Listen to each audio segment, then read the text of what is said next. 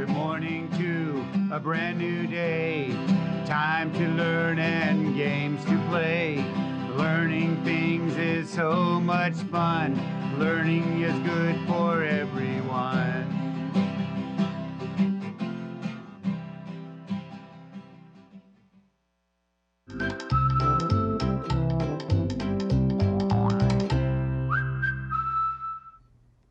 Hello, early learners. It's me, Mrs. Read-Wright. I want to welcome you back to the art room. We've had such a great week getting ready to put our scarecrow together. Remember, the art room is a place where we look at art, we talk about art, we create art, and we meet famous artists. And this week, we were talking about Grant Wood, who painted American Gothic. And we saw two scarecrows that were to look like the American Gothic painting. And this week, today, is the winner of last year's contest in the humorous category. It's a strong man, and he's wearing the wrestler's singlet, which is like a leotard for wrestlers. And he has it on, and he's wearing a big scarf with an animal print, and he's holding up a giant weight, but something is on the weight. It is a crow. And he is supposed to be scaring the crows away, but the crow has landed on his weight and made it even heavier. And so his face looks like he is straining to hold up the weights. And I think it's a really funny scarecrow. Could you do a 1, 2, 3, say hi to me, since it's Friday and it's the final day of the week? Let me set this back. Ready? 1, 2, 3, say hi to me. Hi, Mrs. Read-Wright. How'd you do, Mrs. Read-Wright? And let's do 1, 2, and you call out your name when we say 1, 2, say hi to you. Ready? 1, 2, say hi to you. Hi, boys and girls. All righty. Remember, we started talking about scarecrows in the first place because it's harvest time. And that's a time where they're going out and harvesting or picking all the fruits and vegetables that are out in the farm. And our artist painted a really great scene called, oh golly, it's called Plowing. And he has fields and fields, and it's kind of like our Zentangle that we did, and it has patterns of different things all over. And I think I'll bring that next week so you can see it. Now, we wanted to look at the face on this scarecrow too, because we were talking about faces, and you can't see it because he has this giant mustache. But why do you think his face is looking like this? Oh, because the weights are heavy? Maybe because his singlet is so tight? Don't know. Let's sing the scarecrow song and then put our scarecrow together. And it's to the tune of I'm a Little Teapot. I'm a little scarecrow, raggedy and worn. I wear a hat and a shirt that's torn. When the pesky crows come, I wave and shout, away from my garden, you crows, get out. All righty, let's take this scarecrow that we have been making and take a look at what we've done so far. We have put together the shirt that's raggedy and worn. We put the face on that was made from a brown paper bag and used scraps of paper, or you might have colored your face on. However you got the face on, what is your expression? Look at mine, pretty happy, pretty surprised with his big wide eyes opened up. We made our hands by drawing the circle. Let me put the pant fabric behind it so you can see. We first made a circle, and then 4 fingers that go down, and 1 finger that points in to our own body. Then we put a little bit of straw, and I showed you how to cut it by fringing the paper. I put a little bit coming out of his shirt, a little bit around where I put his ears, and now I'm going to make his pants. Now, if I hold up his pants, look how long they would be. They are too long. So I'm turning my paper sideways, and I'm going to measure. Oh, I think I'll turn it over on the back so you can see. I'm going to put the shirt there, and I'm going to mark it with my pencil how wide to make it. Here's where his shirt is, and it goes on that side. So first, because it's easier to see on this side, I'm going to cut it down so you can see. And I'm kind of going at an angle because I want my scarecrow legs to kind of fan out to the side. I just went a little tiny bit of a diagonal that way. Now, watch what I do. I'm not going to fold it really crisp because I don't want it to be a crisp cut. But look, I put the bottom even. If yours isn't even, it doesn't matter because it's a raggedy scarecrow. I'm going to save these pieces because you know how I like to have extras. Now it looks like he's wearing a skirt, and we don't want it to be a skirt. How do we make it look like pants?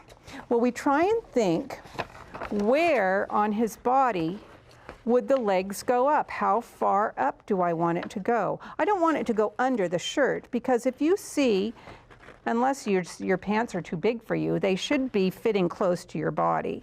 So what I'll do is fold it in half and cut the tiniest piece right here, part way up. It's better to make them a little shorter than if you cut too far up. Look how I made it a little triangle out of the middle. Let me measure and see how that looks on his body. Is that up high enough? Maybe a little higher. So I am going to take my scissors, watch me. I'm going to do a little bit up a little higher and a little bit up a little higher. Now I like for my scarecrow to look a little raggedy. So I'm going to use some of my extra paper to make a little patch. And I'm going to make 2 of them, just like I did on my shirt. So I'm going to cut 2 rectangles, snip them, and I'll put glue stick on the back.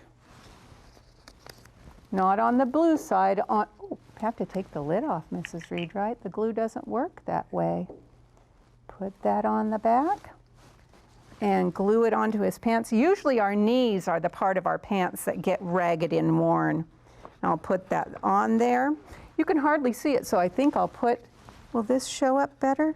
Maybe I'll just put the light blue. I'll put it on the painted side and put it on the knee on this side. Oh, that's better. I think I'll turn it over. Get more glue on here. I'm going to have to wash this table off. The art room always has sticky things on it. There we go. Now I can do the stitching on this one. I don't want to get my pen ruined by gluing where drawing where I just glued. So I'm going to go around this one. Sometimes the straw that you stuff into your scarecrow kind of sticks out places. So I'm going to put some scarecrow straw at the bottom of his pants, like that. Kind of spread it out a little bit and use some more and cut it down the middle so that I can glue it on his other pant leg. Put the glue on his pants and put the straw in the back. Yeah, that looks pretty good. And kind of fan it out a little bit. I'm going to put glue along his waist so I can put his pants on. Come on, Scarecrow, let's get your pants on. Glue on his waist and put it with his pants behind. Hey, pretty good. I better press on it. Remember, we usually count to 10, but I'm going to count to 5. 1, 2, 3, 4, 5. Look how much we have done on him. He's getting to, oh, he's popping off. I need to make his hat. Now, I want you to see how I do that. Clipboard, come in front of me. Now, look, here is the painted piece. I'm putting it painted size down. Here's my scarecrow. I'm putting him face down. How far do I want his hat to come up? Well, maybe around where his ears pop out. So I'm going to put that on there, use my pencil, and draw where his head is. It's not a very big hat, so I might make it cut up a little bit higher. But I don't want to make it too big, so I'm going to see where his head goes, and I'm going to make it go up, and I'll say, oh, make a little mountain, go make another little mountain, and go back down. Now that might look good like that, but I think it needs a brim so that he doesn't have sun in his face. Oh yeah, that looks pretty good. Maybe it's a little too tall. I'm going to cut off part of it, snip it down. See how that is. Remember, rearrange, arrange, rearrange. Well, I might be covering up one of his eyebrows, but that's okay. I'm going to put glue all on the back. And I'll think, put that on his head. I have to look at it, and then I'll turn it to you, boys and girls. I have to see what looks good. Oh, like that. Now, if it hangs over his head a little too much, I can always trim it. But there it is. There's his hat on him. Oh, I better put a little more glue. See how his head is kind of popping up? I'm going to put a little glue there. Thought he would stick just the amount I put on, but no. Now, I might need a little more straw. I have 2 pieces of brown paper that I could make for shoes and just put them underneath here. Oh, those look pretty good. I think I will. Now, I don't have to have him completely finished today because you know what did we say about art? You can work on it, get it back out again tomorrow. You can just decide how you're going to make your scarecrow and add to him. I might even add more patches on another day. But, okay, yeah, a little brim maybe. And how I'd make my brim is just make a little rectangle. And, oh, it ripped. I wonder if it's the right size. Oh, it is. Look, it's just the right size, even though it ripped off a little bit. So I could glue that on there. I might work on that later. Let me set him down. I'm really happy with him. I hope you were happy with your scarecrow and you learned about scarecrows and some of the artwork that you can see nearby in a town nearby. Maybe next year you'll look in the paper and find out when the scarecrow contest is coming. It's time to say goodbye, and next week we're going to do some fall art, so join me again. Oh, it's time to say goodbye to all my friends. Oh, it's time to say goodbye to all my friends. Oh, it's time to say goodbye. Give a smile and wink your eye. Oh, it's time to say goodbye to all my friends. Boys and girls, this was such fun. I hope you remember to finish up your scarecrow, and if you finish it, or as you're working on it, send me a picture. I'd love to see your work. I keep going to my mailbox and say, is there a picture there? No. So send me something. I'd love to see you. Have a happy weekend. I'll see you on Monday. Thanks for joining me. Bye-bye.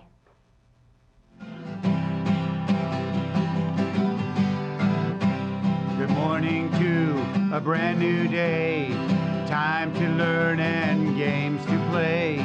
Learning things is so much fun. Learning is good for